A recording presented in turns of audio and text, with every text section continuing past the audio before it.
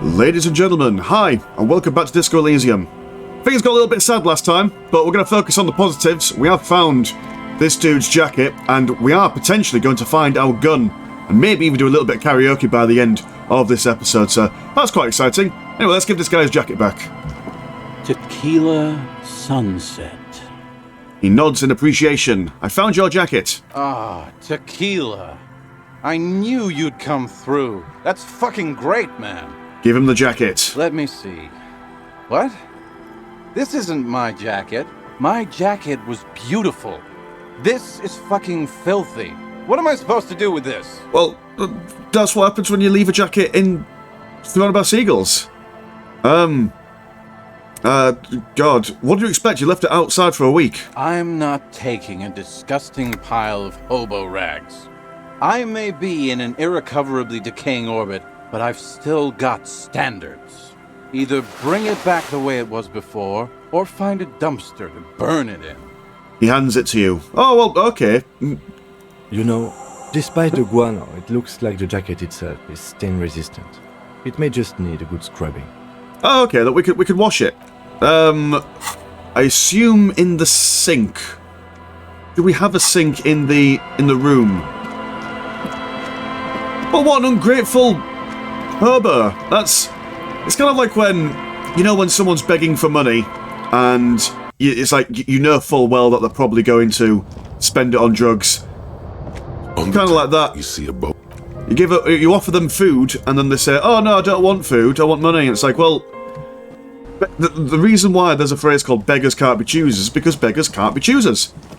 Well, fine then. If we can't wash it in that room, we shall wash it when we go in for some karaoke later, I think. We haven't explored this side of things, so let's have a quick gander. We are still also trying to solve a murder, don't you know? Have to look for this lady who ran away after getting that guy hung. But I can't quite see... Oh, that we can go down here. That's cool. Nice. What are you building? Bars cover these long, dusty windows. Oh, there's a gentleman there. Good day.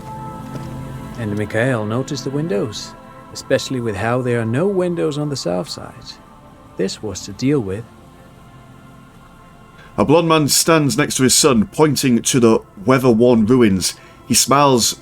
Oh, he sees you approach and smiles. You officers, come to investigate the historic subtext of West Martinez? I'm Tran Heilostam. You must be Kim Kituragi, right? I was just telling my son about this building. Not a lot of people realize the historic significance here. Very rich in hypertext. Nice to meet you. The lieutenant nods. How does he know who we are? What was that about the windows before? Oh yes, so Mikhail. They had to deal with monitor glare, especially in the summer. They still had vector monitors back then. That was 49 years ago. So they didn't have windows on the south wall. Ah, sounds like a gamer trying to play video games indoors on a sunny day. You and Kim know each other? No, I can't say that we've met before, but I've heard of Kim, of course. Mikhail, say hi to the officers. He rests his hand on the boy's shoulder. The child stays hidden behind the hem of his father's coat, clutching to his worm-threaded colouring book. Well, if he's heard of Kim, then surely he's heard of us. I mean, we're quite legendary with our crashing of cars and whatnot. Mikhail's a little tired today. We spent all night trying to run Orbis on his radio computer. Have you heard of it? It's a programming language used in Grad. Quite tricky, but he wanted to play this Grad-made adventure program. We've been getting really into Worms lately. Sounds like trying to install a Dawn of War mod. It's nigh on impossible without help. The man speaks in the artificial cadence of a professor, or someone who's been on too many radio shows. But I assume you're not here for giant worms when there are so many real things to see. Just as I was telling Mikhail before, this is where the Coalition landed in 08. We could be standing on what is the most interesting landmark in Revachol West. He points to the building again. This man is your half-brother. You feel it. But why? What? I didn't know we had a brother. That's interesting. What's so fascinating about an empty old building? Aha! But it's not just any empty old building. He raised his hand to his eyes, springtime sun warming his handsome face. All four of you turn to admire the mural before you. What not a lot of people know is this used to be the R&D department of Felt Electrical. And Felt, which now sells ink cartridges mostly, was once a top dog in the turn-of-the-century cybernetics boom. Hold on. What's R&D? Wait, what's an R&D department? Apologies, it's an acronym for research and development. They don't use it anymore. He smiles brightly, laugh lines around his eyes. You're probably more familiar with RTD, Research and Technological Development. Mea culpa. You are not familiar with that one either. This man is a bookhead. And we certainly are not. I don't think I've ever heard of this field electrical. That's not surprising. Only a vestigial ink cartridge and ferrotape manufacturer remains. He adjusts his suit jacket. They started out as a midway electronics outfit in Königstein 2 centuries ago. After an aggressive move to Revachol, Feld became a global player in the emerging personal electronics market of the pre-revolutionary era. Still, Tricentennial was beating them in business machines. But Feld had an ace up their sleeve, or should I say they were developing an ace up their sleeve. I'm mixing my metaphors here. What was this ace? It was here in Martinez, possibly in this very building, that they developed prototypes for a tape computer. Tape computer. An elegant folding mechanism of rollers and ferrotape ribbons, portable enough to be a take-it-home solution. Revolutionizing business machines, possibly even bring them to the average consumer, which is a feat of engineering even today's giants, Rehm, ICN and ZAM, haven't achieved yet. He grins, admiring the sentence he just produced. Okay, what happened? Indeed. What? The revolution! The boy wipes his nose on his sleeve. It was the communists that ruined video games in this universe. It's always them. Unfortunately, their moonshot project never made it to the market. Feld's move to Revachol backfired. The revolutionary government liquefied their assets and expropriated those very advanced prototypes. Possibly from this very building, or one of the adjacent ruins. He pauses, points to the other building, then continues. All of this was built by Feld, even the boardwalk. Wild Pines built Martinez proper as a resort for their middle management. Feld built this side of town for R&D. So what did the revolutionaries do with those advanced tape computers? They used them for military communications, but also to write and send out press releases. The most notorious example being Le Décret de Mars. And what was that? What's the Mars Decree? I mean the radio transmission sent out to news agencies and world governments by the newly created Commune of Revachol on the 7th of March in the year 02. It's a beautiful piece of text, actually. A singer-songwriter I know, Charette, called it a love poem to Revachol on her political concept album, Bon Baiser dans le Lind. You should read it. Every local library in Revachol stocks a copy of the decree. I tried to get Mikhail to memorize it. Tried to. Someone was much too interested in worms to be paying any attention. I can't read a book if you're playing video games. This is all not very interesting, I'll be totally honest. I wanted to ask something else. But of course. What else? Should we ask... We've got money. We've got money in the bank, and we don't need to pay rent, do we? So I'm not going to beg for any more money. Great, thank you for all the interesting information. No, thanks to you for having me and little Mikhail here to pick your brain. A very interesting conversation indeed. Pick your brain. If anything, this was rather one-sided. He did the talking. Whatever. Suspicious, if I don't mind me saying so. Let's have a look at this sign. You see, a once bright mural towering above you. The signage has peeled off over the years, but you can still make out Feld Electrical R&D. In my hometown of Hull, we have loads of buildings like this. Fun fact for you listening, Hull was one of the most bombed cities in all of the UK during World War II. In fact, it might have been the most bombed, just because it's a port city, you see. And it's on like the German side of the river, the ocean.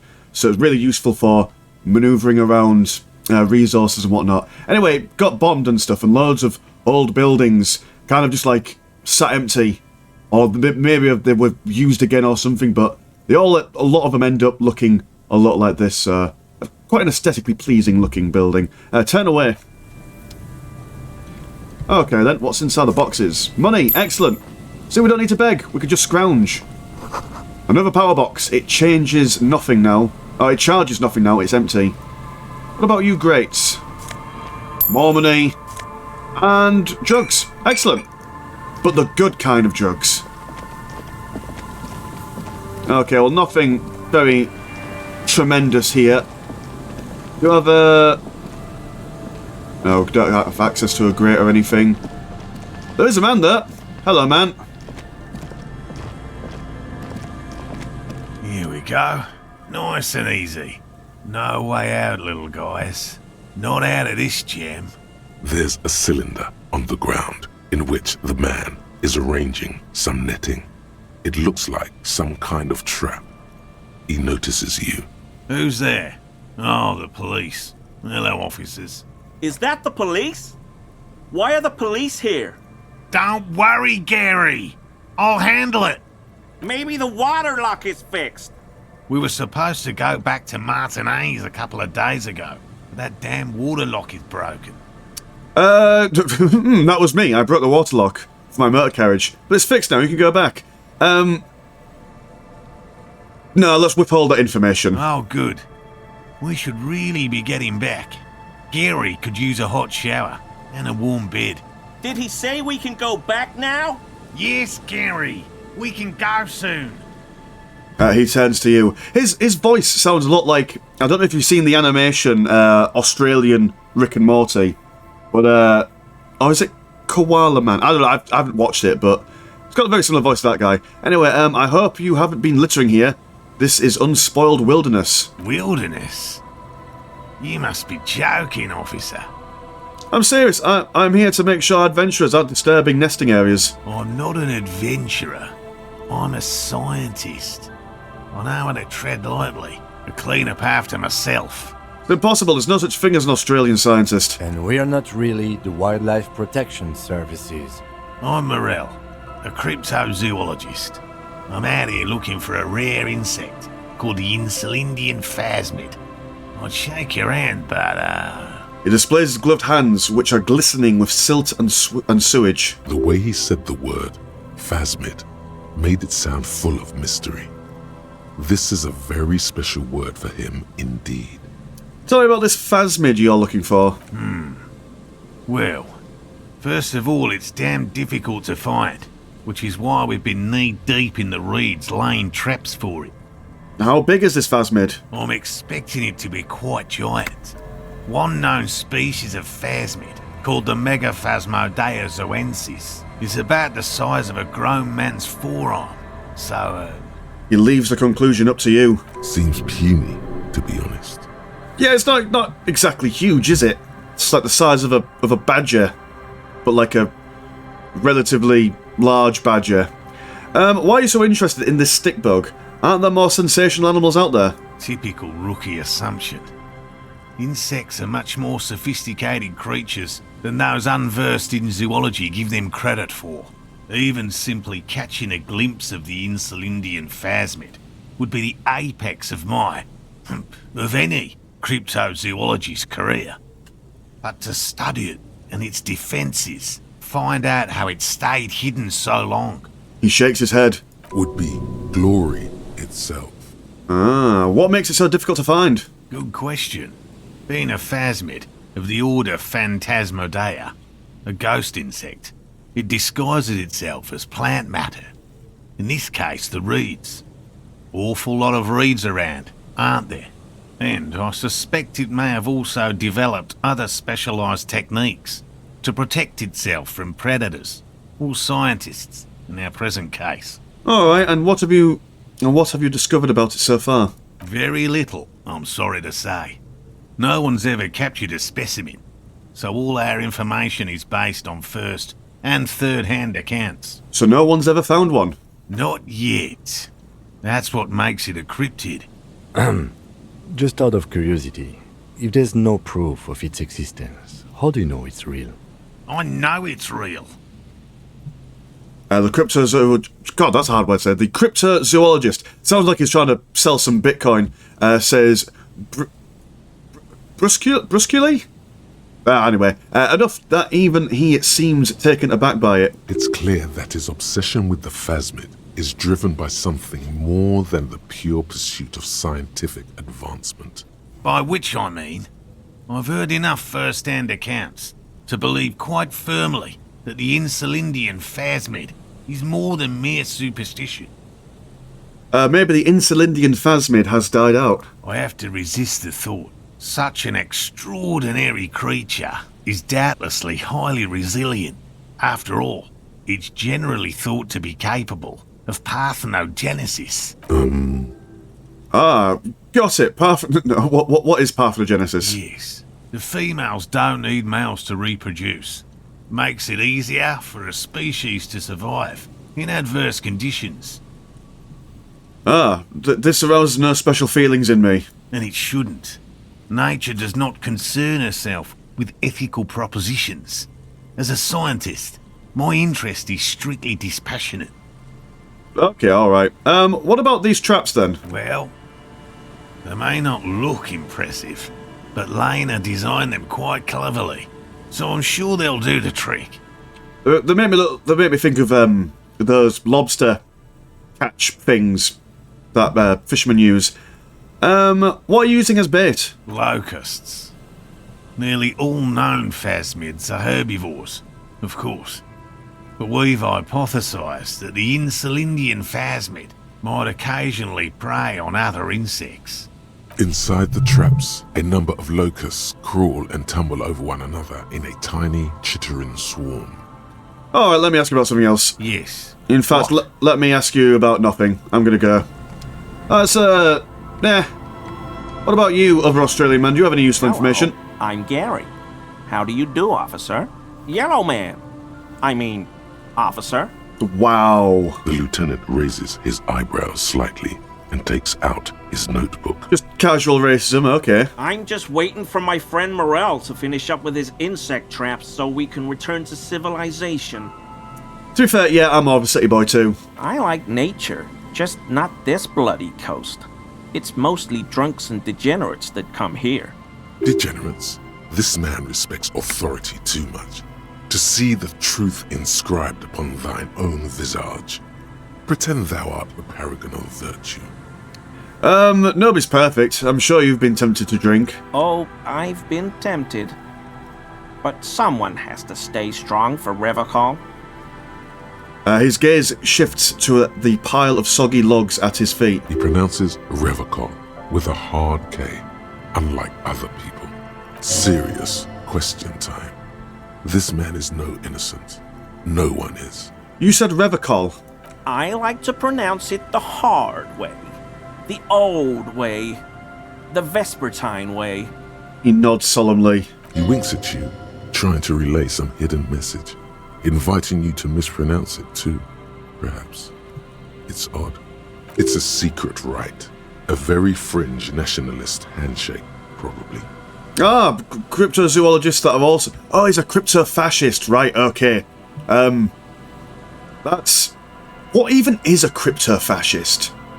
What does that even mean? Do you know anything about the man hanged behind the whirling in rags? Oh, so that's what the RCM in Martinez is about. Great. Great to hear someone's finally taking care of that. So you do know something about it? No. Nothing. He was some kind of mercenary. But everyone here knows that. I'm just glad to hear you're looking into it. That's all. He didn't kill him or anything, but there's something going on here. You are a cryptozoologist too? No. I help Morel with research sometimes, and I've learned some things along the way. But I don't usually go in for picnics like this on my own. And you were surprised to see my colleague, Lieutenant Kitsuragi? Not many Sealites here, or anywhere, other than Sail. I meant no offense, truly. Well, I mean... Clearly you did mean some offence there. You don't exactly just go up to someone and say, "Hey, yellow man," or "Hey, what insert colour here, man?" Do you remember how, when we met Measurehead and I said the next racist will be a really good one? Yes. Well, this is that racist. Yes, our lucky racist. Hey, man, all I meant was there are not many Sealites around here. I'm just stating a fact. The lieutenant is a native of Revachol. Oh, yes. Of course he is. I was just speaking about his connections. Let's change the subject. Let's change our talking partner, shall we? Thank you for your cooperation. And leave. It's not getting much from this. These soggy logs smell of ignition fluid. Still, they won't light up. Alright, so we're looking for things, aren't we? That patch of reeds over there, it's a great place to hide something. Kind of out of the way, being so close to the water. Wait, I can't see anything interesting. You don't have a reason to. Yet. What is this about? Nothing. Just a hunch. The hunch passes, leaving you there, by the old boy bobbing in the water. Time to go. Okay, the Inland Empire. A boy bobs in the water. The number on it says 11. Do we not get anything? We not found anything? Alright then, Inland Empire, with your useful information that was not so useful. Nothing even in the way of recycling. But we are looking for... Oh, there's a box. With money in it. Excellent. Yeah, we are still looking for the vantage point of which the shooter could have shot stuff. Some sunglasses. Ah, oversized superstar sunglasses. Morale. Let's have a look. Where are you? Boom. Those are huge. Christ. We'll stick with our regular sunglasses. They look less Burr Selector-esque in their size. Take some money. That's nice. The boathouse is shoddily constructed. A strong breeze might blow it over. Alright. Oh, there's a panel. Hello, panel. What's on you? A scattering of bullet holes is spread across the cracked wall, reaching from one corner to the other. Look, Kim, even more bullet holes. Something's definitely gone down here. Correct. The density of the bullet holes is unusual. Even in a general average bullet hole frequency in Martinez sense. Grim affairs. Meaning, this is a lot of bullet holes. Looks like fully automatic rifle fire. Something you don't see these days. Why not? The manufacturing and sale of automatic rifles was curtailed after the revolution. The destructive power of such tools proved to be too much. We do need to retain some humanity in this world. Why this many bullet holes? A row of ghostly shades stand facing the wall. There are many of them. A dozen at least. Their heads lowered and eyes blindfolded. It's quiet. No sound. No movement. 10 meters away, other shades are lined up in an orderly manner. Automatic rifles primed. A gust of wind blows by. The coats of the firing squad flap slowly in the breeze. A single person stands on the side. The sun blazes high up in the sky, baking the planks, the sand, your skin. The order was carried out in the afternoon. A long time has passed since the moment of this fusillading. Rain and brine have since washed all the blood away. Not a trace remains. What is this? The abundance of bullet holes leads to two options. Either an inordinate amount of executions were performed here, or they did not use a conscience round, where only one soldier has the loaded rifle. Looks like this was a mass execution with everyone fully armed. Jesus. Look at the people against the wall. A host of men, probably in everyday clothes, ragged from the conflict and covered in dust. They were not sitting, a common practice for executions in some nations, as demonstrated by the height level of the bullet holes. They stand, facing the wall. It's impossible to discern any details about their personality or background. Ordinary people, familiar, each and every one of them. Who were they? Collateral damage on the path toward normalcy and progress. Such is your belief, officer. Maybe you should change it. They were praying, screaming. That's a hard image to get out of your head, I suppose. Look at the line of soldiers. 7 men in combat uniforms and dark coats, holding automatic rifles aimed at the people. Soldiers from some side. But from which one? Men of duty. Dark duty. Who were they? In all truth, violence offers no answer. It's only the last available resort when all mediation fails. And here, all did fail. Look at the person standing on the side. The commandant. The one who gives the order. Machine gun fire crackling through the air. The lights of the muzzle flashes dancing on his face. God, war's awful, isn't it? War has to be just like the worst bloody thing ever. Kim, who was who in this execution? I don't know. I don't know who died here, lined up beside that horrible wall. It could have been any of the parties involved in the revolution. Perhaps the ones executed here were the loyalist conservatives, killed by the communists at the start of the Civil War. Or it could have been the communists, put to death during the last stretch of the conflict by the coalition forces. I suppose it doesn't matter who's on either side, does it? Death and war and stuff, it all looks the same at the end of the day. Remember what Trent Heidelstein said about Veld? What if it was the Feld personnel when their assets were being seized by the revolutionaries? Another likely scenario. The lieutenant nods. Or maybe... You mentioned coalition forces. Could it have been them against the wall? Yeah. It's very unlikely the coalition forces were the ones who died here. They were always the last ones against the wall. To be honest, if a coalition member was anyone in this situation, it was a commandant, the superior giving the orders. And that just makes being a member of the coalition even more uncomfortable. Okay, goodbye. A cold sea wind blows away the figures. There we go. Best way to extricate yourself from a genocidal scene, just say goodbye and move on. What are you? The sign says French things. Something about not allowing people inside, I think. Okay. The door is not only barred shut, it is inaccessible. We've got a... Oh, a Felin Piper. Okay, alright, let's have a... What are you, exactly? Where do you go? Oh, a hat! Excellent. Well, it's not a stylish looking hat, but... It is something. It's a hat that... replace our old hat. Got some coins. Nice. 60 pence. Banging stuff. We've got a box. Some plastic tar for recycling. We'll have a pallet down here. More plastic and more pennies. How do I get on this side there? That's my question. Let me in. That's a meme, right? The one way screaming, let me in.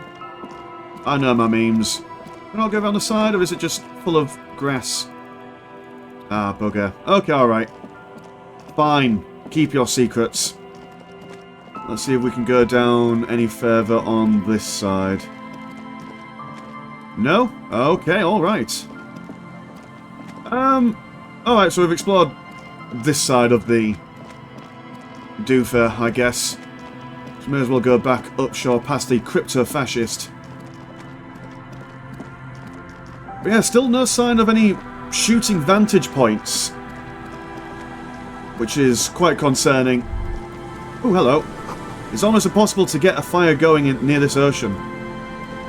Yeah, you don't normally see people lighting fires near the ocean on the account of the large body of water that makes the air moist. It's been ages since I've been to the beach. But last time I went, I used to work in a place called Wivensea, and that has a beach, but it's like a really naff beach. The remaining windows rattle from a strong gust of wind. They're covered in a thick layer of grime. They must have been like this for 40 years. Try to see inside. Dripping water falls from a high place.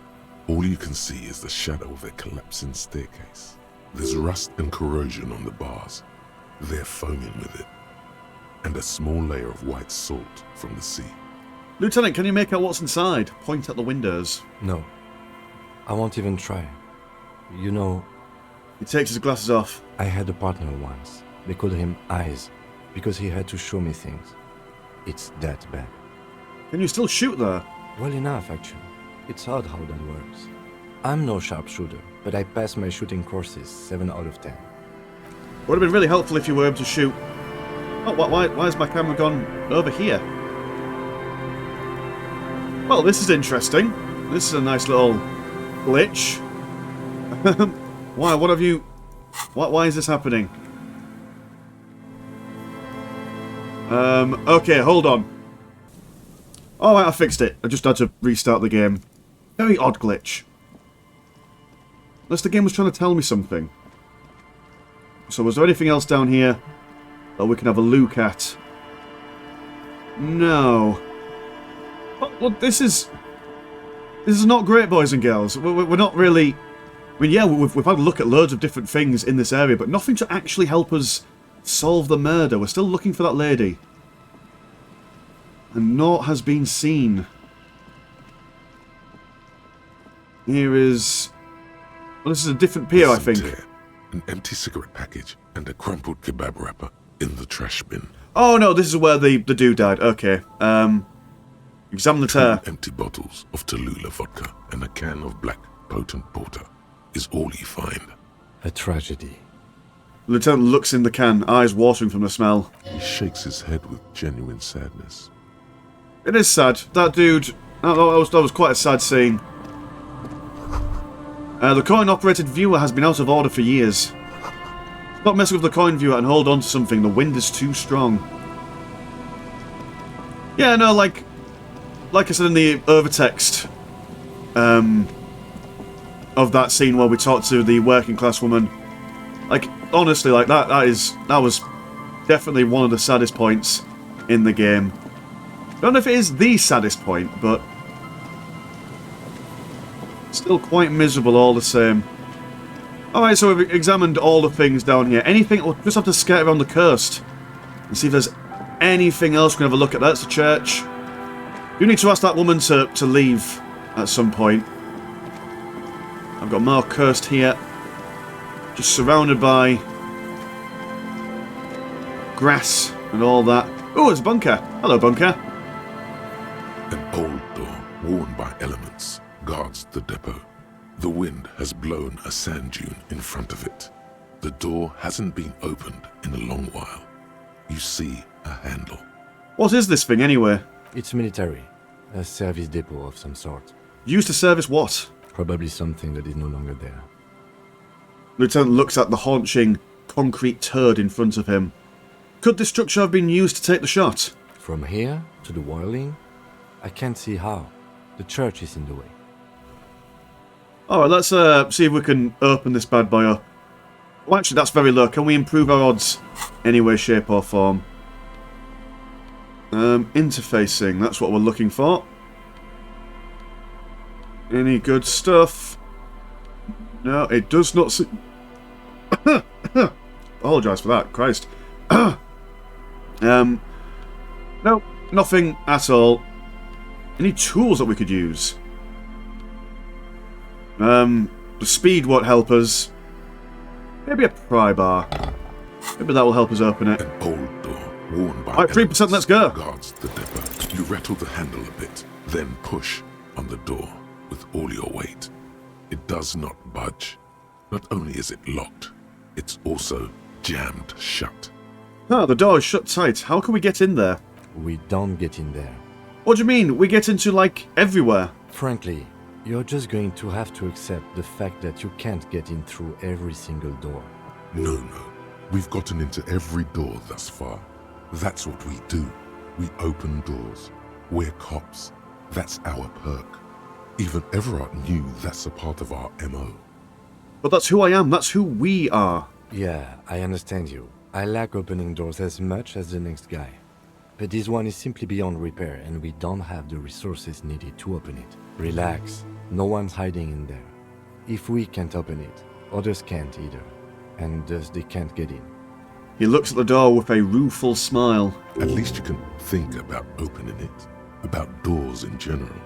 They are, after all, fundamental to your life. Perhaps something useful will come from this. You know what? As the old saying says, when one door closes, another one shuts. Let's commit to this. Surely there is things. God damn it! It cannot be a disgrace. That door on the coast. You remember the one, right? The one that led to the abandoned supply depot. Why in the name of all that's holy does it not open? Why? There has to be a way to get through that unopened door. By the gods, you're the police officer.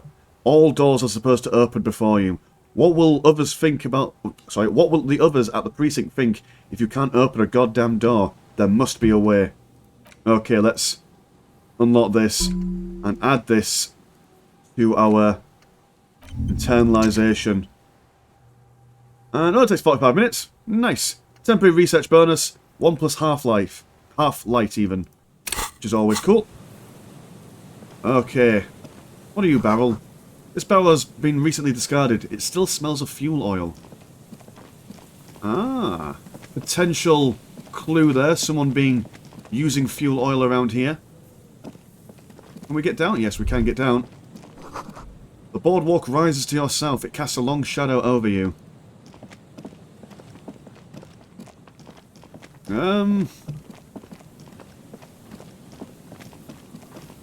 It's not much. Not much here. Someone's made a campfire here a long time ago. Ooh. A rusted, broken control box for the radio relay tower. What are you? The ladder is too rusty to climb. The sea air has eaten away at it. This radio tower coordinates boat traffic in the bay, barely. And we've got a scented scarf. Ooh. Although we won't wear it because we want to keep that tie on. Tiny inlets there, off in the far distance, where the post trail forward. Could this not have been a place where they shoot a shot? Doesn't seem like it. Oh, we're just letting sod all, aren't we? This is not a place of learning and culture, I'm afraid. Okay, and what else is there along this coast? There's a box with a white polo shirt. I do like it. 1 to rhetoric, -1 to empathy. Apparently, wearing a plain white t-shirt lowers your ability to empathise with your fellow man. And that's... Can we not go... Oh, that's further down. Right, okay, we've already been down there. Well, this is just not cricket, is it? Not cricket at all. Can we go behind the church? No, we can't. Alright then, so we've got to... What time was it that we're going to get our gun back? It was... Confront the pigs and get your gun back. So it's dead on 10 o'clock that we need to be there. And that's at the old fish market. So we do have a couple of hours to play with. Have we done proper exploring around this side, I wonder? What's further up on this side? Around the back of the church. Sod all. Okay, alright. Fine, in that case, let's... While we've got a spare bit of time, let's try and evict this woman with her computers. Get the disco people in. Do some karaoke. And get our gun back. That sounds like a good way to divvy up our time for the rest of the day. Hello, woman. Yes, what is it? What if you didn't have to leave? I talked to Andre. He wants to make it work. I don't want to make anything work. She replies, her expression unchanged. Hold on, you don't want to make anything work? Yes, anything. I don't want to make anything work. Alright, got your message. Good. What if we suggest convince her to cooperate with the Ravers? Easy. When her research is done, she can move out. Listen, about your research, maybe I can help with anything. Help you refill those water basins or something. What? No, I don't really need any help with the project. But if I could help you finish the project, then you wouldn't have to live in a church next to the Boom Boom anymore. Just think about it. She thinks about it. A glassy look in her eyes. A gust of wind brings more snow in from the broken gallery. It touches her hair. Alright. Bring me the game's offsite copy from my old workspace, if you really want to help. It's stored on a filament memory and I'm unable to go and fetch it myself. Is this the filament you're looking for? Show her the production schedule. No, that's the production schedule you stole and accessed without authorization. I don't need it. In his defense, it was simply lying in the desk drawer of an abandoned cubicle. Okay, but still, What is an off-site copy, and why do you need it? it's a backup of my former employer's project, the radio game we were working on. It's stored on a filament memory, just like the one inside this radio computer. She points to the glowing cube inside the machine. She's making it extra simple for you. The backup itself is destroyed now, but I'm hoping to use what's left of it to pinpoint the exact location of the anomaly. You just have to go to my old workspace and get the filament. Hold on. If it's called an off-site copy, then why is it still on-site? If it's an off-site copy, then why is it still on site? Oh god, not this again. It is not on site. It is in the basement. Perfectly safe and not connected to the front at all. Basement? Sounds like it's technically still on-site. And no, taking it outside the building wouldn't have protected it from the data loss. There's nothing wrong with keeping the backup in the basement. What happened was a freak accident that has nothing to do with how the backup was stored. We clear? She stares at you with pleading, furious eyes. This is clearly a painful topic for her. She must have had to explain herself numerous times. By her old workspace, do you mean the studio of Fortress Accident in the doomed commercial area? Yeah, that's the one. You can get in through the bookshop. You just have to do some explaining to the bookstore lady.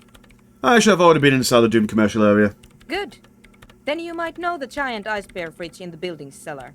The filament is inside the fridge. Just go and get it. And where exactly is the off-site copy? In the giant ice bear fridge. I just told you. It has red glowing eyes. It's impossible to miss. You just need to get the off-site copy from the ice bear. But you've been to the fridge and it wasn't there. There was a note saying... I found a note from the ice bear fridge. It said the off-site copy has been moved to a safer place. Wait. A note from whom? Did it specify where they took the filament memory? It said the off-site copy had been taken to the nearby ice cream maker. The note was signed by someone named... Polish-sounding name. Jawiza. Of course. Our project lead, Sulisław Jawiza. God, he was always so hell-bent on keeping the copy somewhere safe.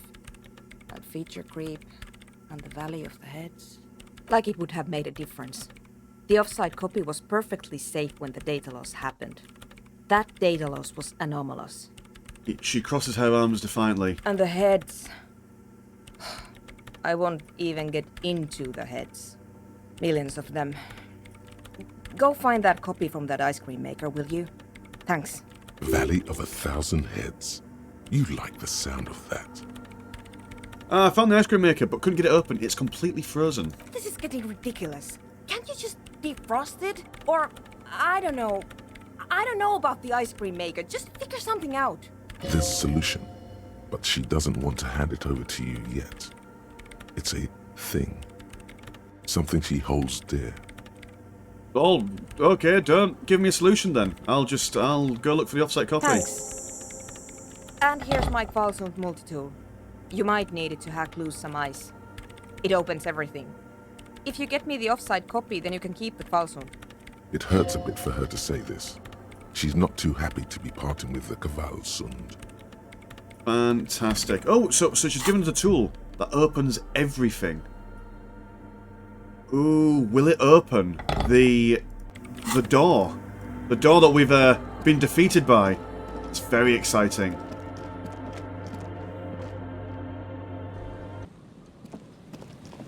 Quite a beast, actually. How does it even open doors? What are you? Oh, well. Never mind. Oh, the anticipation. It's killing me. Here we go. An old door, worn What? by elements. We're not Guards allowed the to open depot. it. Well, that's just rubbish. That is not cricket in any way, shape or form. Alright then, so we need to go find this filament to do things. Is there anything else more interesting to do? I suppose not. Not at the moment. Check the boardwalk for bullet traces. Check the island for bullet traces. Check the Land's End for bullet traces. Haven't found anything. That's really annoying. Anything else?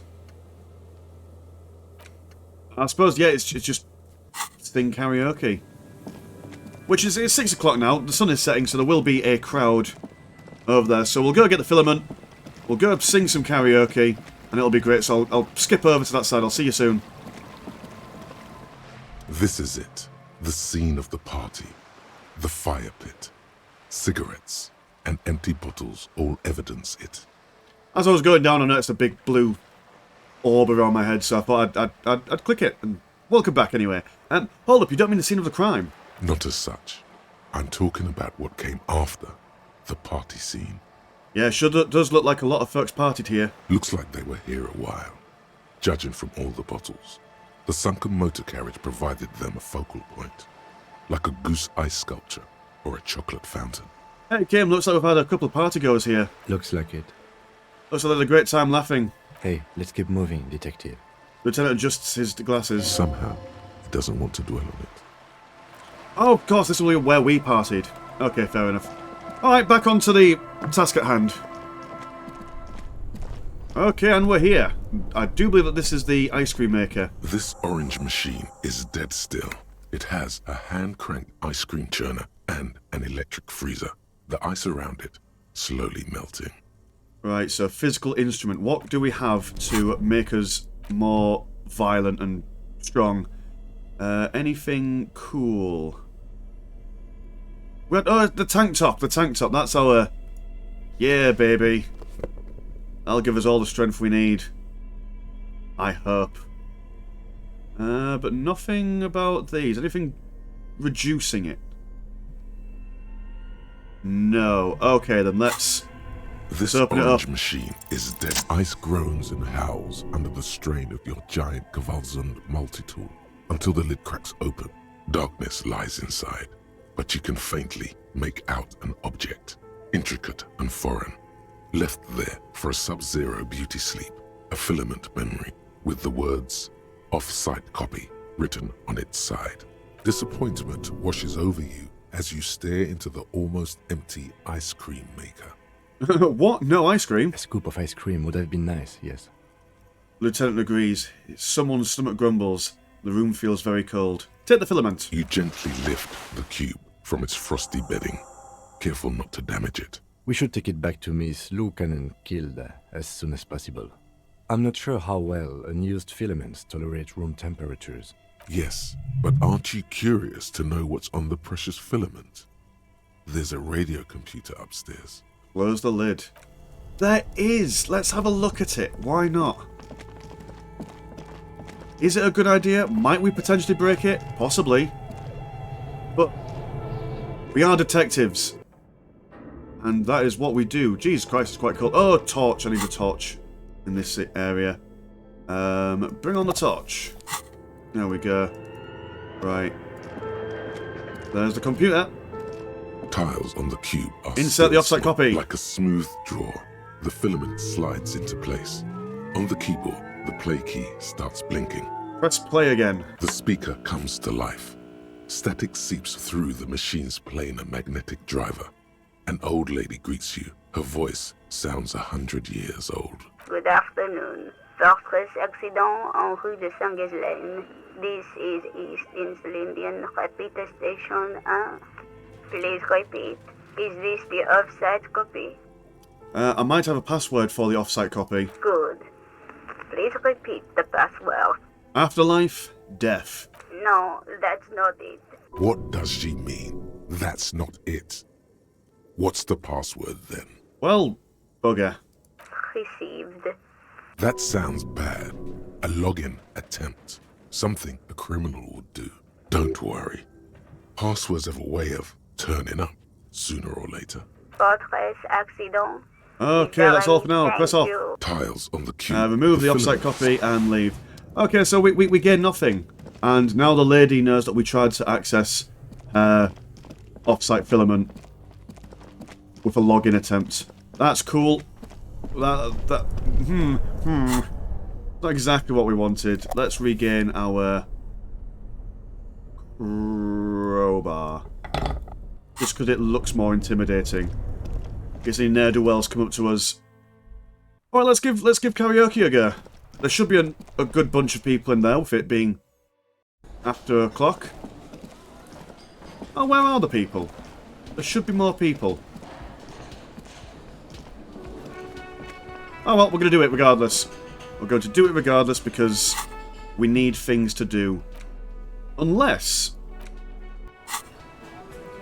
It's going to be a ball ache for me to edit, but we'll hand over the filament. And then we'll do karaoke. We'll do it that way.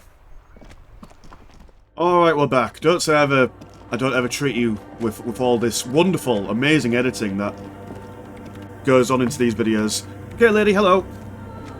Yes, what is it? About the offside copy you asked me to bring. Yes? I brought you the filament. Thanks. Looks like it's the one. What's going to happen now? Now I'm going to print it out to see what's left of it. You already inserted the filament into the radio computer's core, ready to close the door. Wait. No. That's dangerous.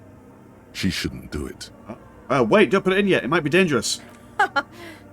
No, it's not dangerous. Just depressing.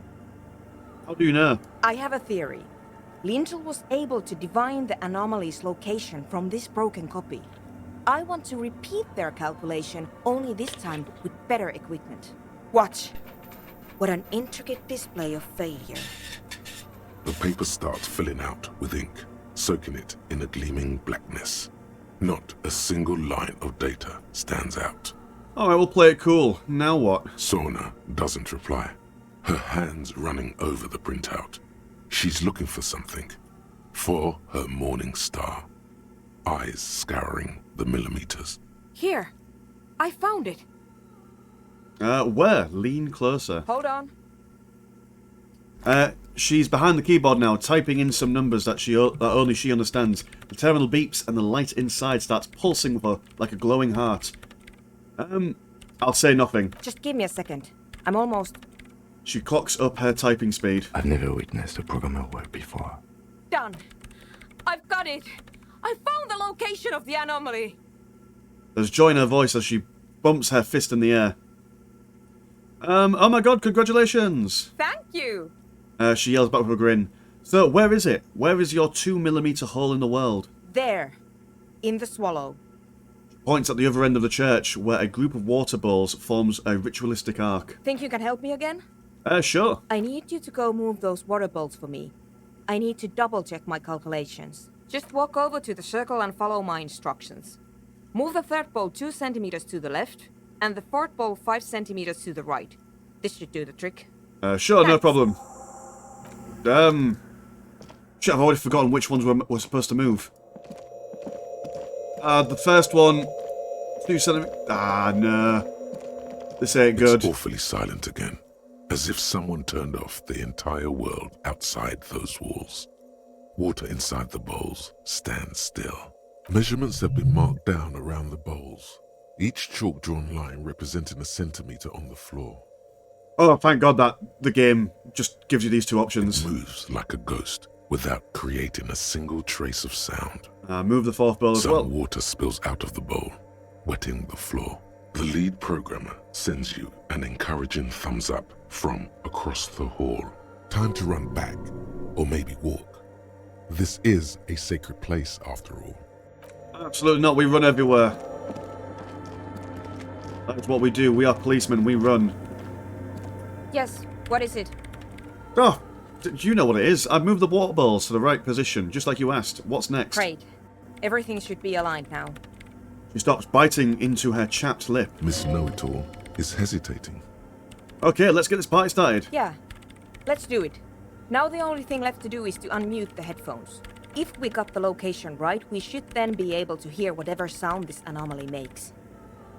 Wait, why do you have your headphones on mute in the first place? Honestly, I'm a little scared. Isn't it just going to be silence and nothing else? I don't know. That's what I'm scared of. I don't know. It could be anything. I mean, what sound does the nothing make? How can you even listen to something that doesn't exist? She turns to face you, the mainframe throwing shadows on her chin. What if silence is only what surrounds it? But the swallow itself is... She grows silent, her face very pale in the cold light electricity. You're alright, we should be cautious. We don't know what we're dealing with here. Maybe. Maybe I'm just tired. It's scary, but we have to face it. Yeah. You're right. Let's do it. She puts on her oversized headphones, ready to press the unmute button on her keyboard. The lieutenant takes a step back. And then, nothing. Nothing happens. As Sona Lokanen-Kilda presses unmute on her keyboard. Nothing but silence. Can you hear anything? She doesn't answer. Her eyes closed and brows knitted together in a state of deep focus. One hand cupping the headphone. Well... Damn it! She lets out a loud sigh, and before tearing off her headphones, she's still avoiding your gaze. Well, at least the world seems to be still alright. Yeah. Nothing happened. Let's move on. Despite her fear, she was hoping for something extraordinary to take place. What did you mean nothing happened? Did you find the swallow? No. She rests out her face on her hands, massaging the forehead. No. My hypothesis was wrong. According to this, I should have heard something, if I got the coordinates right. Like I said, silence is only what surrounds it. But this is just another failure. Silence sounds like silence. That's all it is. You can try on the headphones. See if you can hear anything. But don't get your hopes up. Silence is silence? You're sure there's more to it? This can't be it. You should have a listen. Okay then, perception... Our hearing isn't great, but we'll give it a... Unless I can improve my hearing. Not sure how things like shoes and gloves will help us with our hearing, but we shall certainly see. Anything for perception. Oh, boots! That will help us with our hearing boots, yes. But nothing else. This one gives us a -1 to perception, so we'll just take them off for now. Ah, yes, we can't hear anything. What is it? But... Oh, let's give it a go. Put on the headphones. All you hear is your own breathing, heavy and hoarse from all the nights spent drinking. It's the breath of an old man. But there's something else. There has to be. Something big. Something unexpected. Something new. Yet to be discovered. Ghosts. Speak to me. When was the last time this world had anything new to say? Well, did you hear anything? I'm not sure. There seems to be something there, but I couldn't really make it out. Yeah. No, I don't think there's anything there. The voice is bitter with disappointment. The lieutenant looks down at the floor, as if to say, you're wasting time here. Maybe the speed freaks can help you with this. Go talk with Andre. Alright. Okay then, fine, we're here. It's not a long walk away, is it? Oh, better put my glasses back on. And what was interesting about you? Ah, empathy. The brogues. The feeling shoes, as it were. Okay then, guys. Lend us some of your equipment. Maybe it'll be a sound so good that your music will be improved vastly. Hello to you. Hi again. So, how are things going? Can I not ask about you? What? Oh, alright, enough of this. Conclude. Goodbye. Well, none of you help me? A young man with peroxide blonde hair holds up a Harman Walshi tape player, nodding along to the music. He looks at you with a knowing smile and says, as though you're supposed to be sharing some tremendous evangelical secret. Hardcore! Brilliant. Say nothing. Hardcore! Still say nothing. Hardcore to the mega! Alright! Here comes the night! Could there have been a right way out of this garden of forking paths, you think? Oh, we've got a fort. One more door. There is no way to open the supply depot door. Accept it. You cannot open all the doors. You have to integrate this into your character. Some doors will forever remain closed, even if every single other door will open at one time or another. Maybe to a key, or maybe to some sort of tool meant for opening doors. But this one will never accede to such commands. A realization crucial to personal growth. Crucial. Oh, I'm sure there's some subtext in here about understanding that all the paths in life are meant for you and stuff. What bonuses? -1 to half-life, no fear, great. And all psychic white checks unlocked. Oh, okay, alright. So does that mean that we've got a whole bunch of things that we can try again?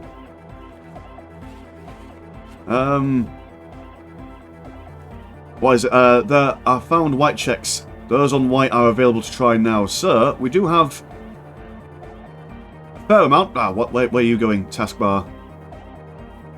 Oh, these are just the ones that we've already completed. Okay, so we can try and talk to the cargo door again. Okay, all right. Are you guys not going to help me there? So you had a talk with Andre, and now you want to discuss things with Lloyd. Good.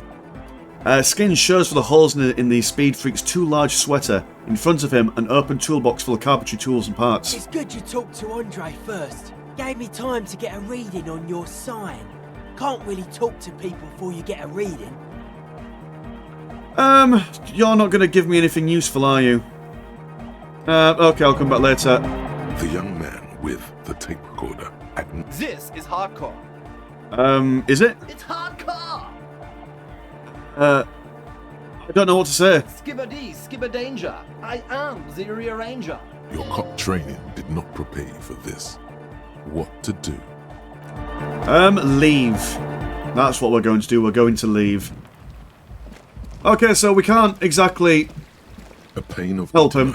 Barely holding it up. Push the thing over. This is interesting. Snow with a soft thunk. Should have really done that ages ago. But hey, we're here now. And that's the main thing. Okay, it does not look like that they're going to help us. Come on, woman.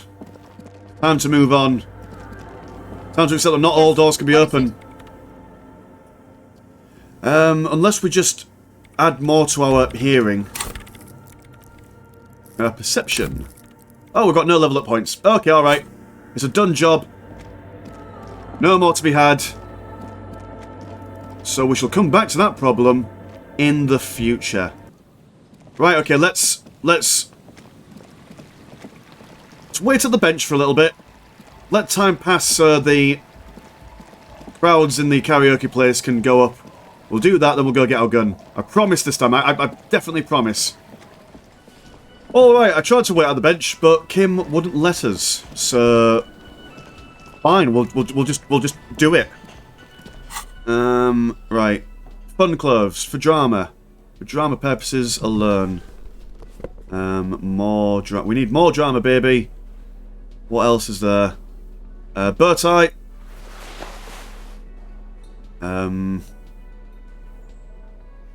Not much really, is there? Not a huge amount. Oh, I've got all these as well. Drama. Mesh top. Beautiful stuff. But that is it for all intents and purposes. So let's do it. I'm feeling it. I'm feeling the breeze. The stage is all set up for your performance. Feels silent. You can hear the pellets creak under your feet. You feel a little dizzy, a little unsteady suddenly. So, are you ready for your thing now? Let me know when I should turn on the karaoke carousel. Amazing. Alright, I'm ready, Gar. Hit play. The air is thick with anticipation. The tape clicks into the carousel, and then the music starts.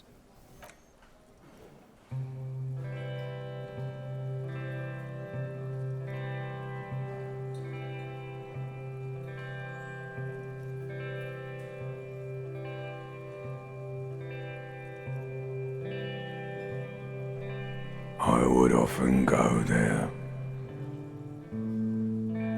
to the tiny church there.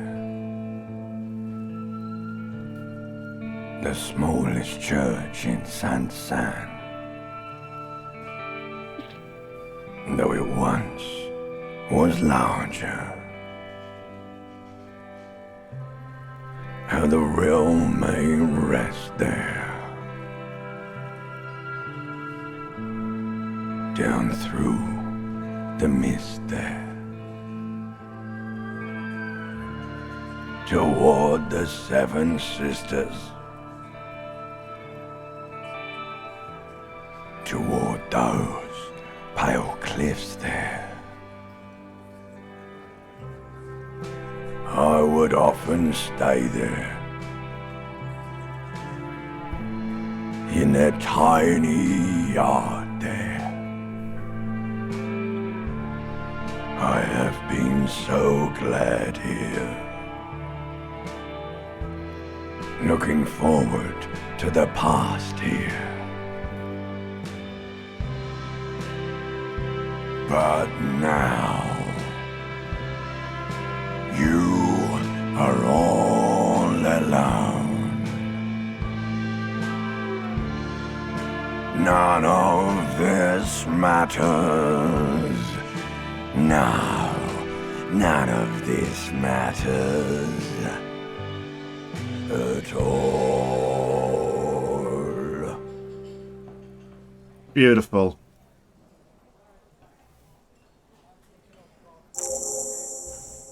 All right, there we go. A rather lonely applause echoes through the mostly empty cafeteria. It's Gart. Not bad, it tells you with an approving nod. Yes, not bad at all.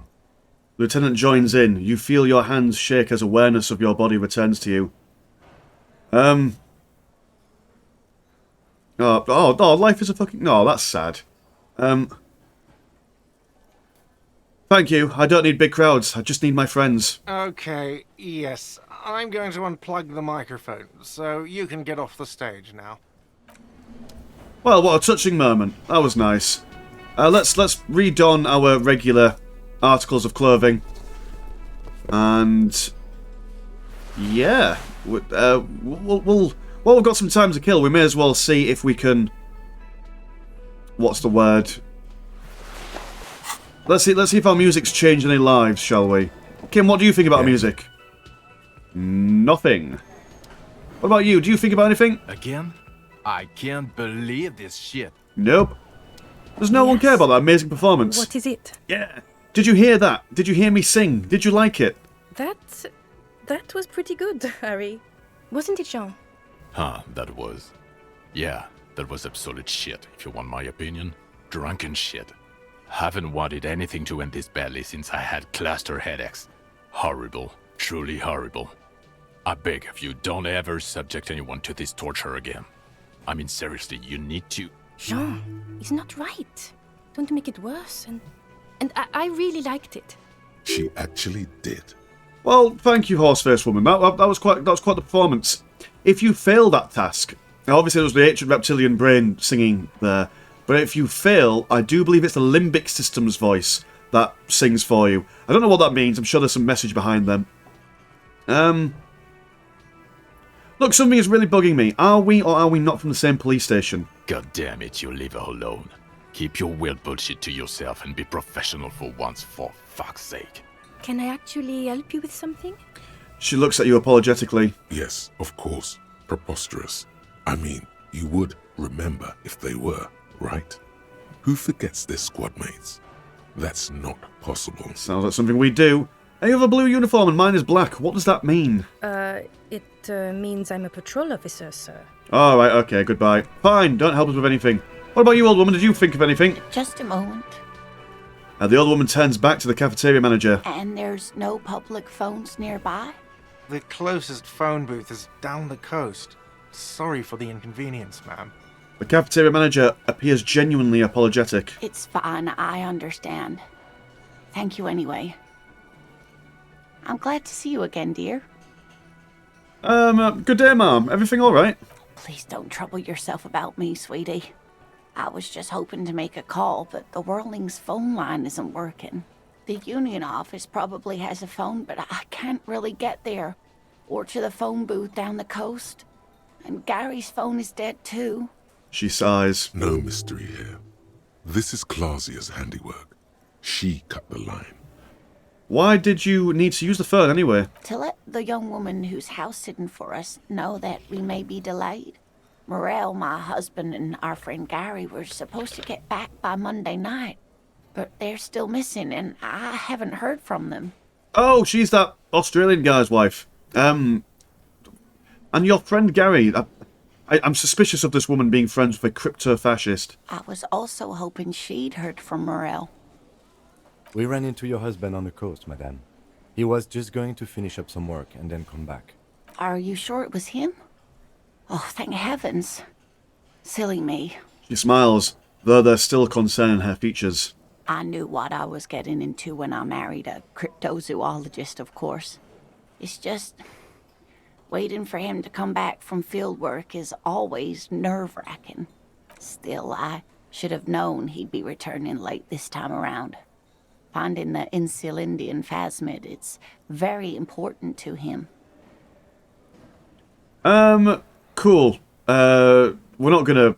Nah, not Just really a moment, interested. officer. If you run into my husband again, do tell him I'm worried and to hurry back. Do it. Who knows what cryptozoological mysteries will be uncovered? Okay, then sure thing, ma'am. Oh, thank you so much, sweetie. Good luck with your investigation now. Oh, bless her. Okay, Gal, what did you think about the performance? Smallest church in Saint-Saëns, right? The cafeteria manager is waiting for you to acknowledge that he recognised the song. Let's have a look. Let's go with... Yeah, the churches are past. We are looking forward into a bright, clear future. Cool. Now, what can I do for you? Nothing. Just bask in the glory. What about you, mister? What do you think? Gendarme. Right, well, you don't care. Bye-bye, gendarme. Damn it, smoke on the balcony. What about you, random man? Can we even talk to you? It's all about the money, you know. Right, well. Clearly not impressed with the singing. How about you? You again. What is it? Well, I must have tickled some emotions in there, Titus. We've got all this stuff going on. No idea we've got what had this test to do. Present a solid theory about why Ruby couldn't have done it. A sudden flash of lightning in your neocortex. The hostel cafeteria is lit by its airy blaze. Floor plans, bullet trajectories, webs of human emotion, all channeled into a single thought. Why are you so sure Ruby didn't off him? So that's what you were squinting at. You were trying to come up with a theory, weren't you? That she did it. Yeah, he was cobbling together shit so he could put her away. It's RCM 101. Well, let old Titus set your mind at ease then. She didn't do it. She was here all night. Sunday night, 11:30 to 12:15. She was here all that time? Yeah, with us, drinking, near the stage there. She didn't go to toilet? No. That's a lie. You know that's not the case. All right. She took a fucking leak, okay? For one moment. Maybe went out too. She has an operation to run from her lorry. We're not getting into what that operation is again, Cop. And just 'cause she was gone for 5 minutes doesn't mean she magically got to the roof and shot him. I've been through this. It's not plausible. All right, we're in. We got Ruby unaccounted for sometime during the window. This was crucial. Now let's place her on that roof. Okay, a skilled samba artist could have killed... Let's be logical here. There's a secret route in the kitchen that leads straight to the roof. How? Though through what appears to be like an abandoned pinball workshop. People say there was a pinball arcade here, sometime before the hostel. What was it called, Theo? East Delta Pinball Arcade. Weird place. Went bankrupt. Okay, but how'd you get up? There's no room for a staircase in this building. Or an elevator, for that matter. The elevator is outside the building. It's an old dumbwaiter used for moving pinball machines up and down from the workshop. From there, a door leads straight to the roof. You can step just outside. Ruby could have gone up, shot him, come down. All under 7 minutes. That's quite the theory. We need to have a look at that secret passage, boys. I'm on it, boss. Right when the law clears, me and Angus are going up there. It's a dumbwaiter, not an industrial lift. How about I go instead of... Just now. You got something else to back this route up? Or is that it? Okay, have you noticed a winch out back, out on the outer wall of the Whirling? I've seen the winch. I'm not blind. You saying it's part of the elevator she used to get up there? That's right. That's wall mystery down then. An architectural mystery. Doesn't much concern Ruby, does it? I also found footprints upstairs in the old workshop. Footprints?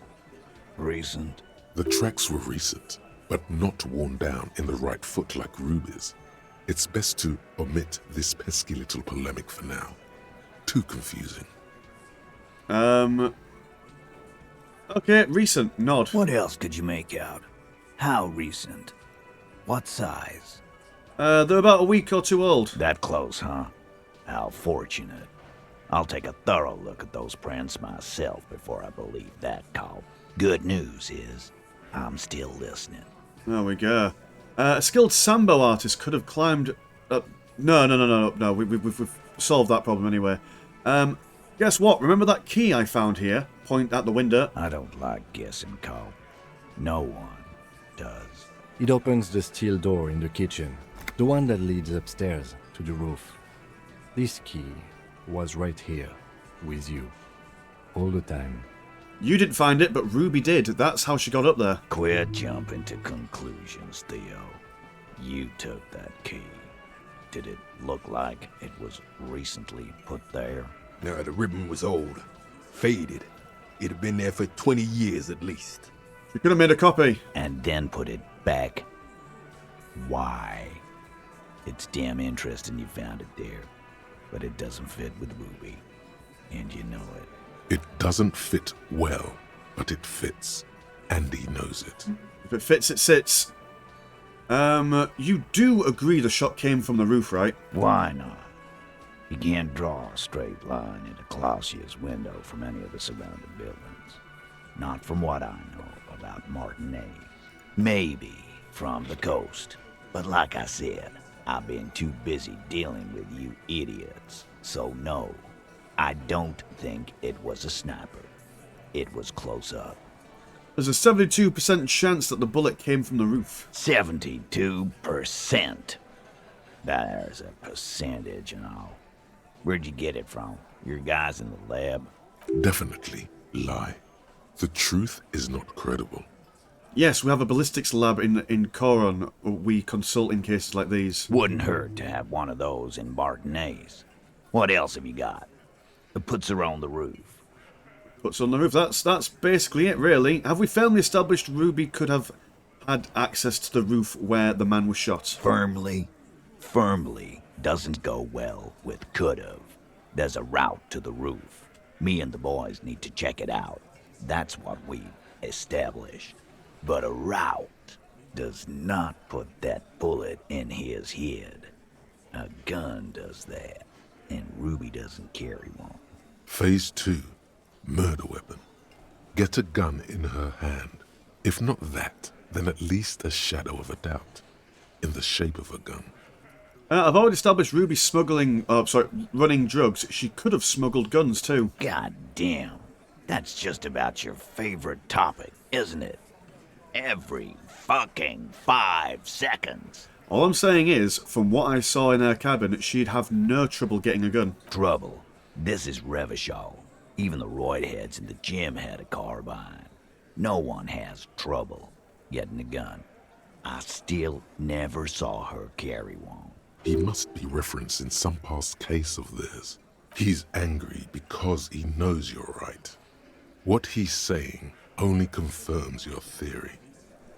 I have analysed the bullet that killed him. It was jacketed. So... The man shrugs and looks at you. So it had to come from a breech-loading rifle. Military grade. Not even you militia monkeys have those. This goes against your everyone has a gun theory. If it was military grade, how'd Ruby get it? Just because it's red doesn't mean you can't get it. Carl, that's exactly what it means. Bugger, he's got us on this one. That wasn't strong. That was not strong. The local show them the antique rifle. There are weapons like this just lying around in Martinez. That looks antique. A Belle McGrave. It's inoperable. Where'd you get it? There's a cellar under the bookshop. It was hidden there with others just like it. 20, maybe 30 rifles, Titus. Also broken, but still, there were too many. And there must be other caches too. God damn it. We need to close that dump down for good. That's a goddamn breech loader, too. Find one that works, and you got a military-grade weapon that shoots jacketed ammunition. He shakes his head. He sees it. This is coming together. He must. Time to really close the deal. Show them the bullet. Hold out the bullet. This is the bullet that did it. A 4.46mm. The Belle Margrave uses the same caliber. The blonde man looks at the mushroomed Deathbringer in the evidence bag and says, Yeah, the bitch is jacketed all right. 4mm too. Whoa. Well, goddamn. It's not proof, but it's a possible murder weapon. Close to her. Too damn close. You have been thorough. I'll give you that. It's because we're detectives. It's what we do. I didn't say I'd prove she had the murder weapon. Just that we need to find her. Move on. All right. Keep talking. I'm getting a bit curious about some things myself. Pete, we're not seriously considering it, are we? Ruby wouldn't do this. Why would she do something like this? Phase 3. Motive. The last component. Okay, it's... Let's go for... Before I arrested Classier, she told me something pretty interesting about Ruby. Yeah. Like what? Apparently she had a thing for Classier. A thing? You mean? He tilts his head to the side and falls silent. Yeah, but... they're both girls. Girls like girls too, Angus, sometimes. This is one of those times. She liked Glacier. It's supernatural, a reality-breaking event, and we just need to accept... No. What Kim said. Fuck you. First he says she's murdered him. Now she's a too? It's a lie. Come on, Glenn. She likes Monica's titties more than you do. Everyone knows which way the wind blows there. I did. I knew it. That's why she didn't fuck me at Fatty's birthday party. She didn't fuck you. 'Cause you're 40, and you still live with your mom, Dennis. Light laughter sounds off in the room. It feels nervous. Classier said she made advances on her, and she thwarted them. Ruby then threatened her, and told her to end her relationship with the deceased. I like the word thwart. It's a very good word. This is some sordid shit. It's also the kind of garbage our Miss Aronier puts out to cover her own ass. Let's have a look. She told us... She just told us Ruby made a... No, we'll go for... She did tell us right before we arrested her. Figures. But that Ruby is queer as cabaret, now that I start thinking about it. So there is some truth to it. And that's okay. Some are queerer than others. You can still be a Hardy. But if you bring your own personal shit into our outfit... If that's the case, then it's not right. But it's not the case, right? There are many pieces that fit together that way, Eugene. Face it. Well, at least they're inclusive, in certain regards, then. Maybe it's all part of a leadership challenge against you, Titus. There's no fucking leadership challenge. Just when I thought you were taking this seriously, cop, you put your head in your ass. Man, now he's just throwing shit against the wall to see what sticks. Okay. We ruled out infighting. That's how this works, by exclusion. Remember, all we need to do is rule Ruby out too. That's all this is. There's a bit of truth in there for Titus to wreck so brashly. He does not like his authority questioned. Especially by a woman. Crikey. When Glacier came downstairs, Ruby appeared to know that something was wrong. Nah, man. That's just Ruby. She's got shit under control. That's her whole thing. That's why she's so good. Plus, man, it's like female intuition, you know. Women talk to women. Which is sort of why we need someone on the team who they talk to. Yes, roll your eyes. Female intuition, that's what it was. You're right, Eugene. Will that come off as sarcastic? Or she knew what happened because she killed him. Not so useful. Titus looks at Alain, then Eugene. Fucking hell. The blonde man is in some kind of anguish that makes him stare into his garlic bread bowl intently. Maybe she killed him because she thought it would curry favour with you. You had expressed, on occasion, your dislike of the mercenaries' presence in Martinez, right? Whack someone in my district? That doesn't carry much favor with Titus Hardy. She has to know that. He rubs his chin and looks out the window. It's not why she didn't kill... it's not why did she kill him.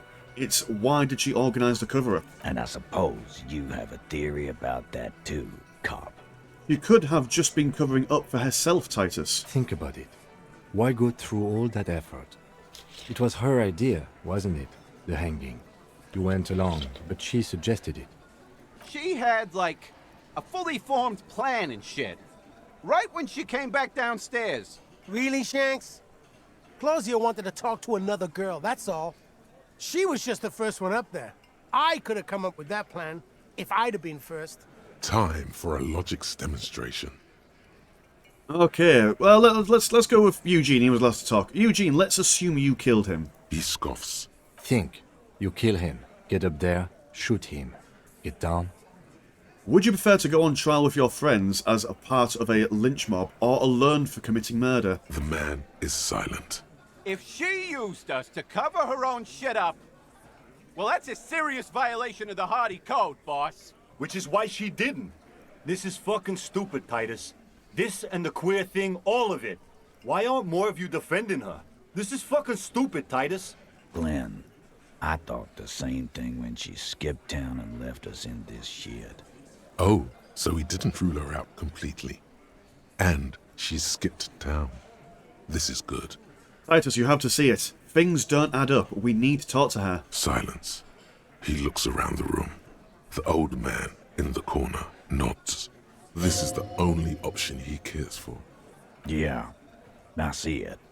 There's one more thing I've been wondering about. Ever since you asked me where she is. Add it to your list of suspicions, if you want. I don't know where she went. She just got up and left. Got real scared, too. Wouldn't tell me where. However hard I asked. Want to know why? Why? She was afraid I would tell you. Maybe she was right. By now, I probably would. She knew there's evidence on her, and she knew we'd find it. This is typical suspect behavior, why fleeing is always incriminatory. Perhaps. Ask her if you find her. It won't be easy, though. She made sure of that. Okay, so when did she leave? Friday afternoon, when you first arrived. I got word the RCM was in town. Then she came in to see me. Told me she was leaving. That's when we had our little conversation. Do you have any clues on where Ruby went? She's not far. We know that much. She didn't take her lorry, so she's on foot. Good fucking luck, man. She knows this place like the back of her hand. You'll never find her. Yeah, Al. And we won't either. She's not really a Hardy candidate anymore, is she? She's not, Glenn. Have you looked for her? A little. On the coast. Where have you looked for her, more precisely? More precisely? On the coast. Past the waterlog. She's not here. So, I'm thinking she's there. Can you tell me where on the coast I should start looking? Sure. There's some shit houses there. A cinder block town. Fisherfolk there refuse to unionize, so that's one place we haven't looked. A cinder block to... Oh, okay. I hear they have a shack where junkies sometimes crash. Time for you to step up. We will start there. One more question. What does Ruby look like? Boyish. Hair's red. Dyed. She looks like a Lowry man. Do you know what she's doing with Ulan frequencies? The what now? I have no idea. Boys? She said she's building a pale emitter. What? We were talking about radio equipment. She said she's doing Ulan frequencies and a pale something. I don't know more. This guy barely understands what he's talking about. There you have it. Pale something. Titus puts an end to it. It feels like you'll get to know soon enough. It's not much, but it'll do. It'll have to. He puts his hand out. I will shake it. His grip is firm and reassuring, like holding a piece of unpolished granite. Not just granite, tightly packed RCM Sergeant material. You should be a cop, Titus. When are you gonna get it through your dumb head? I already am. I just wasn't sure you were. Oh, well, heaven forbid I try and be polite here. And he still isn't. People aren't afraid of good cops in the way Ruby was afraid of you, he thinks, then turns back to his men. Okay, well, we've achieved things. We have a rough idea of where to look for Ruby, but I think... I have no idea how long I've been playing this, but I'm going to call it there. And next episode, our main mission will be to find the murderer, which is quite exciting. Of course, yeah, if you like the videos and all that usual gubbins, £1 a month does get you one extra game of Dawn of War stuff. And yeah, cheers, I'll see you in a bit. Peace.